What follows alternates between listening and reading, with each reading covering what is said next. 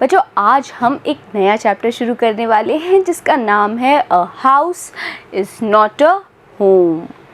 एक जो मकान है वो घर नहीं होता। हाउस यानी मकान और होम यानी घर।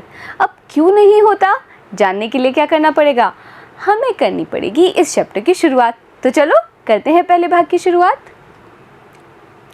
My first year of high school felt awkward.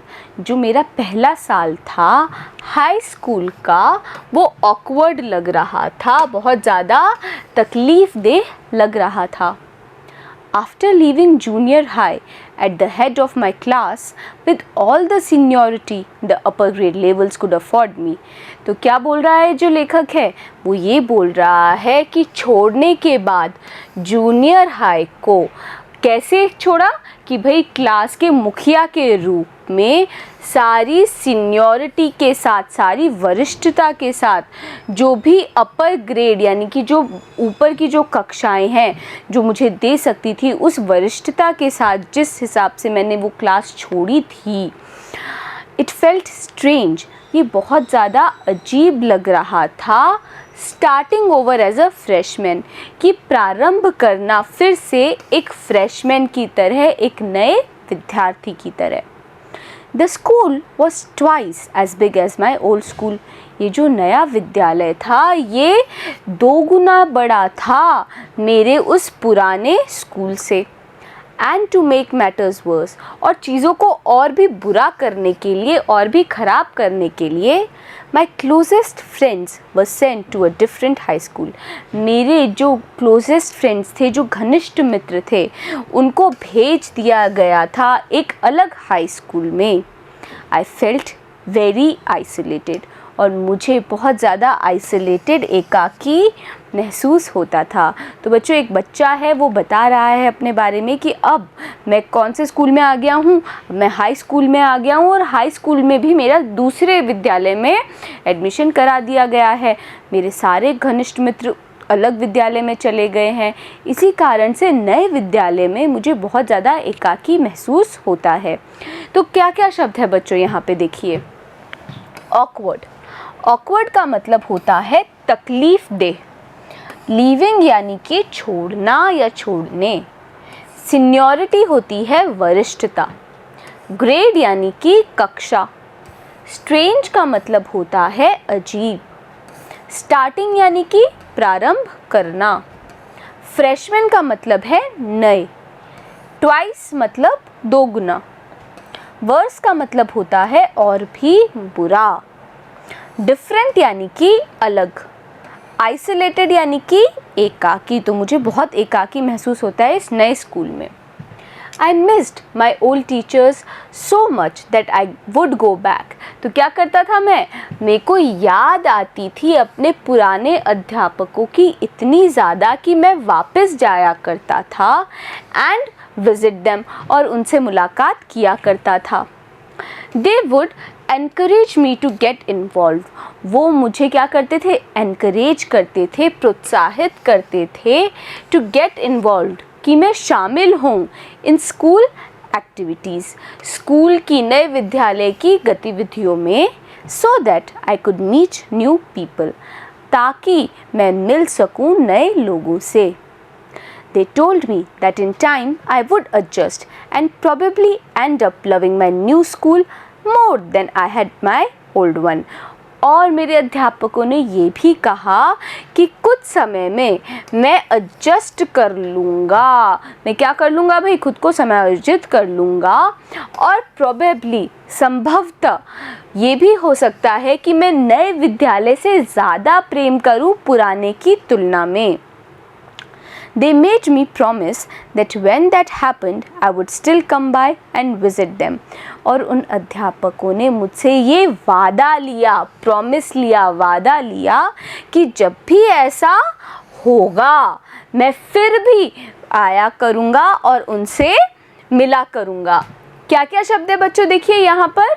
Missed, missed का मतलब क्या होता है, याद करना।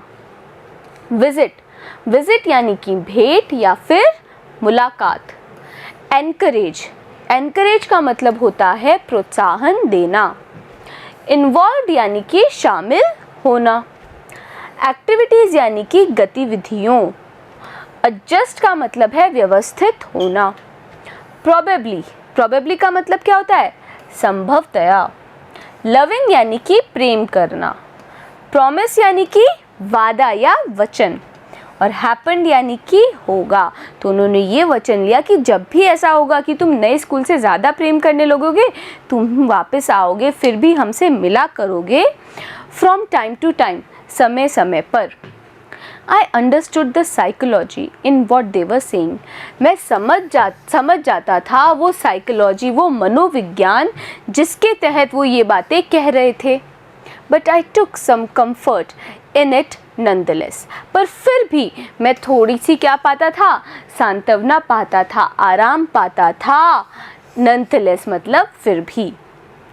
वन संडे आफ्टरनून, एक संडे की दोपहरी को, not long after I had started high school, ज़्यादा दिन नहीं हुए थे जब मैंने शुरू किया था high school. I was sitting at home at a dining room. मैं बैठा हुआ था हमारे घर के डाइनिंग रूम टेबल पर, doing homework, गृह कार्य करते हुए। It was cold and windy fall day. और कैसा दिन था वो?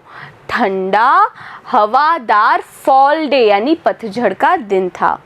And we had a fire going in our fireplace. और जो हमारी फायर प्लेस थी यानी कि जो चूल्हा था या फिर अंगीठी थी, वहाँ पर आग जल रही थी। एज़ यूजुअल, तो सामान्यता यानी कि जैसा कि हमेशा होता है वैसे ही, माई रेड टैबी कैट, मेरी लाल tabby cat was lying on top of all my papers, वो पड़ी हुई थी मेरे सारे पेपर्स के ऊपर। तो क्या क्या शब्द है बच्चों यहाँ पे? इन सभी शब्दों को हमें साथ साथ रिवाइज करना है। देखिए, अंडरस्टूड, अंडरस्टूड का मतलब होता है समझ जाना।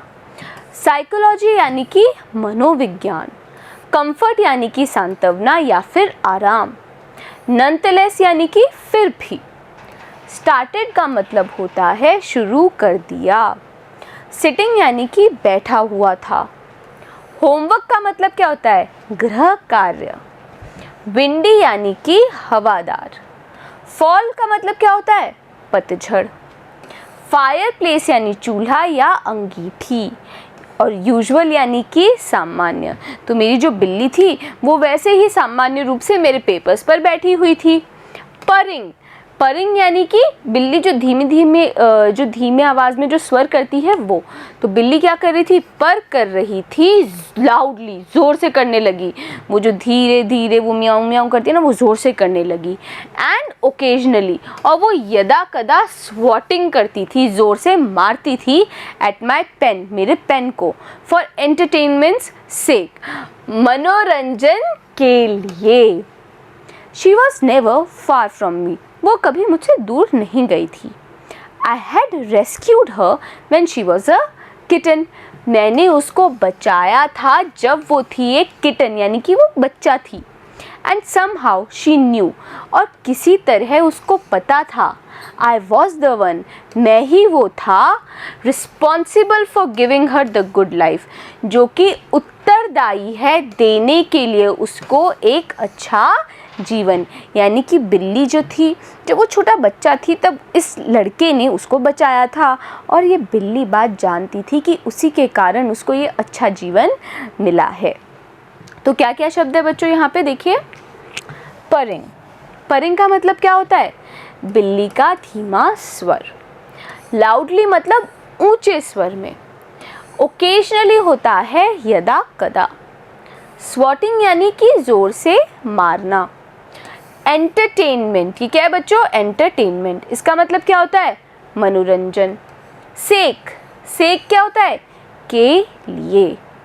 रेस्क्यूड यानी कि बचाया था। रिस्पॉन्सिबल का मतलब क्या होता है? उत्तरदायी।